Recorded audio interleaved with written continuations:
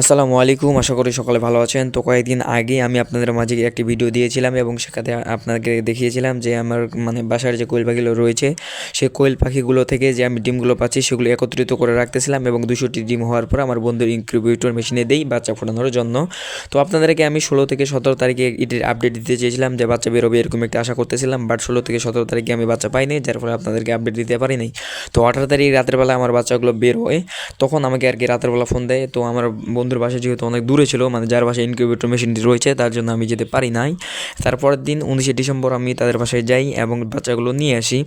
এবং 19 তারিখ এবং 20 তারিখে আপনাদেরকে দেওয়ার না দেওয়ার কারণ হচ্ছে আমি আমাদের বাসার সাইডে আর কি একটি বিয়ে ছিল, আমার বরাবর মেয়ের বিয়ে। তো ওনার কোনো ছেলে নেই, যার ফলে তার যে কাজগুলো করবে বাসায় এরকম কোনো মানুষ ছিল না, যার ফলে আমাকে অনেকটা দায়িত্ব দিয়ে দেন এবং সেই দায়িত্বগুলো আমাকে পালন করতে হয়, যার ফলে আমি আপনাদেরকে ভিডিও দিতে পারিনি। এর জন্য আমি অনেক অনেক বেশি দুঃখিত। তো আজকে আমি আপনাদেরকে ভিডিওটি দিচ্ছি। এই ভিডিওতে আমি আপনাদেরকে বোঝাবো অথবা দেখাবো এবং বলবো যে কতটি বাচ্চা পেলাম আমি 200টি পাখি হতে, তাদের ব্রুডার ঘরটি আমি কিভাবে তৈরি করেছিলাম, কতদিনে বাচ্চা পেলাম এবং 1 থেকে 4 দিন আমি তাদেরকে কী কী খাদ্য দেবো এবং কী কী ওষুধ দেবো এবং তাদের ঘরে তাপমাত্রা কত ডিগ্রি সেলসিয়াস রাখবো, কতক্ষণ তাদেরকে আলো দেবো। তো সবার প্রথমে তাদের যে বিষয়টি আমি আপনাদেরকে বলবো সেটি হচ্ছে 200টি ডিম হতে কতটি বাচ্চা পেলাম। তো আল্লাহর রহমতে আমি 200টি ডিম হতে বাচ্চা পেয়েছি 159টি। তো আমি মনে করেছিলাম যে 180টি ডিম পাবো, বাচ্চা পাবো আর কি 200টি ডিম হতে। তো 180টি ডিম বাচ্চা পাওয়ার যে আশাটি করেছিলাম সেটি করার কারণ হলো, আমরা সাধারণত জানি অথবা আপনারাও জানতে পারেন যে যারা ডিমের জন্য পালন করে অথবা বীজ ডিম করার জন্য কোয়েল পাখি পালন করে, তারা তাদের কোয়েল পাখিগুলোর সাথে পুরুষ কোয়েল পাখি রাখে। তো পুরুষ কোয়েল পাখি রাখার অনুপাত হলো 3টি মহিলা পাখিতে একটি পুরুষ কোয়েল পাখি অথবা 4টি মহিলা পাখিতে একটি পুরুষ কোয়েল পাখি। তো আমার 3টি মহিলা পাখিতে একটি পুরুষ কোয়েল পাখি রাখার পরও আমার পুরুষ কোয়েল পাখি আরও 2 থেকে 3টি পাখি বেশি ছিল। তো আমি মনে করেছিলাম যে আল্লাহর রহমতে আমি 180টির মতো বাচ্চা পাবো, তো বাট পাই নাই।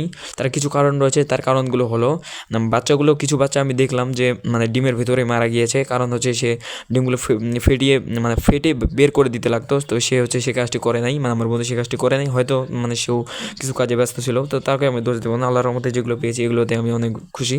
আর কিছু বাচ্চার কিছু ডিম নষ্ট হয়ে গিয়েছে, বাচ্চা জন্ম নেয় নেই।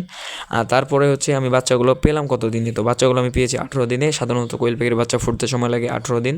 তো 1 ডিসেম্বর আমি দেই এবং 18 ডিসেম্বরে বাচ্চাগুলো মেশিন থেকে বেরোয়, আমি 19 ডিসেম্বর নিয়ে আসি। আর তাদেরকে তাদের যে ব্রুডার ঘরটি রয়েছে সেটি তো আপনারা দেখতেই পাচ্ছেন। এটি আমি ট্রেতে করেছি। তো ট্রেন সবার নিচে আমি সবার প্রথমে আগে দিয়ে দিয়েছি খবরের কাগজগুলো যে কিনতে পাওয়া যায় সেগুলো নিয়ে এসে নিচে বিছিয়ে দিয়েছি। তার উপরে কিছু খড় কাটাগুলো যে পাওয়া যায় সেই খড় কাটাগুলো দিয়েছি, যেন তাদের বিছনাটা অথবা তারা যে বিছনার উপরে থাকবে সেটির জন্য একটু নরম হয়। আর তার উপরে আমি যেটি দিয়েছি সেটি হচ্ছে কাপড়। তো কাপড় দেওয়ার কারণ, অনেকে আপনারা দেখবেন যে খবর কাগজের উপরে ব্রুডিং করে, তো আমি করি নেই। যার কারণ হলো, আমি খবরের কাগজের উপরে কিছু বাচ্চা দিয়েছিলাম এবং দেখতেছিলাম তারা হাঁটতে পারতেছিল না সোজাসুজি। তারা হাঁটার সময় তাদের পাগুলো অনেক নরম থাকার ফলে পাগুলো বেড়ে যাচ্ছিলো অথবা তারা উল্টা বাজিয়ে দিচ্ছিল, এমন একটি অবস্থা। তো আমি দেখতে পারি এবং বুঝতে পারি যে তারা যদি এরকম করে তাহলে তো অনেক পাখি দেখা যাবে প্যারালাইসিস হয়ে যাবে, অথবা দেখবেন যে অনেক পাখির পা ভেঙে গিয়েছে অথবা পাগুলো প্রতিবন্ধী হয়ে গেছে, এরকম একটি অবস্থা। যার ফলে আমি দেই নাই, আমি কাপড় দিয়েছি। তো আল্লাহর রহমতে কাপড় দিয়ে আমার এখন পর্যন্ত কোনো বাচ্চা প্রতিবন্ধী হয় নাই। আর আমার বাচ্চা অলরেডি মারা গিয়েছে 3টি। তো অন্যান্য কারণে সেগুলো বাচ্চাগুলো মারা যায়, তো প্রতিবন্ধী হওয়ার ফলে নয়, তারা একটু দুর্বল ছিল, যার ফলে তারা মারা গিয়েছে।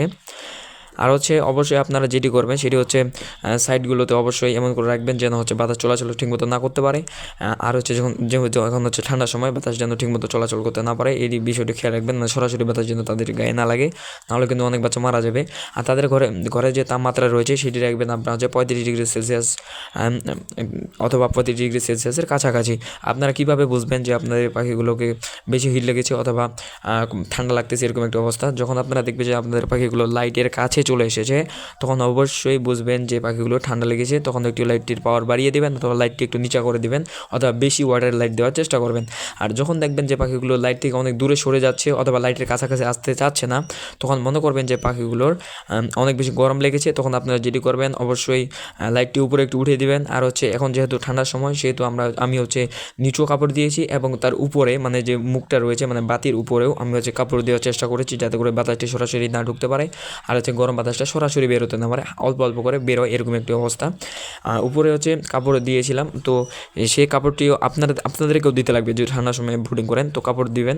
আর যখন হচ্ছে দেখবেন যে গরম মানে অনেক বেশি গরম হয়ে গেছে আর পাখিগুলো অনেক দূরে সরে যাচ্ছে, তখন হচ্ছে কাপড়টা একটু সরিয়ে দেবেন যাতে করে গরম হাওয়াটা বেরিয়ে যেতে পারে তাড়াতাড়ি করে। আর হচ্ছে আপনারা হচ্ছে পাখিগুলো লাইটটি যে রয়েছে সেটি হচ্ছে একটু উপরে উঠিয়ে দেওয়ার চেষ্টা করবেন, তাহলে দেখবেন যে পাখিগুলো ঠিক হয়ে গেছে। আর পাখিগুলোর ঘরে কতক্ষণ আলো জ্বালিয়ে রাখবেন সেটি হচ্ছে অবশ্যই আপনারা 24 ঘন্টা আলো রাখার চেষ্টা করবেন, যেহেতু তারা এখন ছোটো এবং তারা 24 ঘন্টায় খাবার খাবে। আর যত বেশি খাবার খাবে তত কিন্তু তাড়াতাড়ি তারা হচ্ছে বড় হয়ে উঠবে এবং তত তাড়াতাড়ি বড় হয়ে উঠবে সুস্থ সবলভাবে, এবং তত তাড়াতাড়ি আপনারা ডিম পাবেন ইনশাআল্লাহ। তারপরে আমি আপনাদেরকে যেটা বলবো সেটি হচ্ছে আপনারা পাখিগুলোকে কী মানে ওষুধ দেবেন।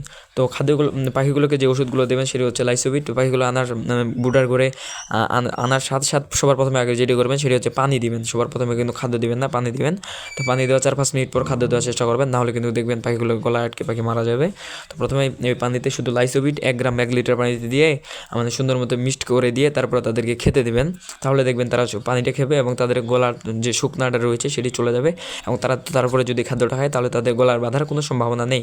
তো আর হচ্ছে প্রথমে যেহেতু লাইসোবিট দেবেন সেই পানিটিতে আর কি অ্যান্টিবায়োটিক সেফাওয়ান দেওয়ার প্রয়োজন নেই। তারপরে যখন পানি দিবেন মানে প্রথম পানিটা শেষ হলে তারপর থেকে যখন পানিটি দিবেন তখন লাইসোবিটের সাথে সেফাওয়ান মিক্সড করে দিতে লাগবে। মানে 1 লিটার পানিতে 1 লিটার পানিতে 1 গ্রাম সেফাওয়ান প্লাস 1 লিটার আর পানিতে 1 গ্রাম আর আপনাদের লাইসোবিট দুইটি একসাথে মিক্সড করে দিবেন। মানে 1 লিটার পানি দিবেন, তাই সেখানে হচ্ছে 1 গ্রাম সেফাওয়ান 1 গ্রাম লাইসোবিট একসাথে মিক্সড করে দিবেন। তো পাখি অনুযায়ী আপনারা হচ্ছে বেশি পানি করবেন, তো আপনাদেরকে আর কি পরিমাণটা আমি বলে দিলাম। তারপর হচ্ছে আপনারা যেটি করবেন সেটি হচ্ছে তাদের যে খাদ্যগুলো রয়েছে সাধারণত তাদেরকে দিতে লাগবে সোনালি স্টার্টার। তো সোনালি স্টার্টার খাদ্যটি অবশ্যই গুঁড়া করে দিতে লাগবে, অবশ্যই সরাসরি দেওয়া যাবে না, কারণ তাদের মুখ অনেক বেশি ছোটো থাকে, তারা হচ্ছে মানে সরাসরি খেতে পারবে না। তো তাদেরকে অবশ্যই আপনাদের সিলবাটা অথবা ব্র্যান্ডার মেশিন যেখানে হয় আপনারা হচ্ছে সুন্দর মতো গুঁড়া করে তুষ করে মানে হচ্ছে একবারে পাউডার করে দিবেন যাতে করে তারা সুন্দর মতো খেতে পারে। অবশ্যই এটি আপনারা মাথায় রাখবেন। তো অবশ্যই এরপরের ভিডিওতে আপনাদের সাথে দেখা হবে, ততক্ষণ পর্যন্ত ভালো থাকবেন, সুস্থ থাকবেন।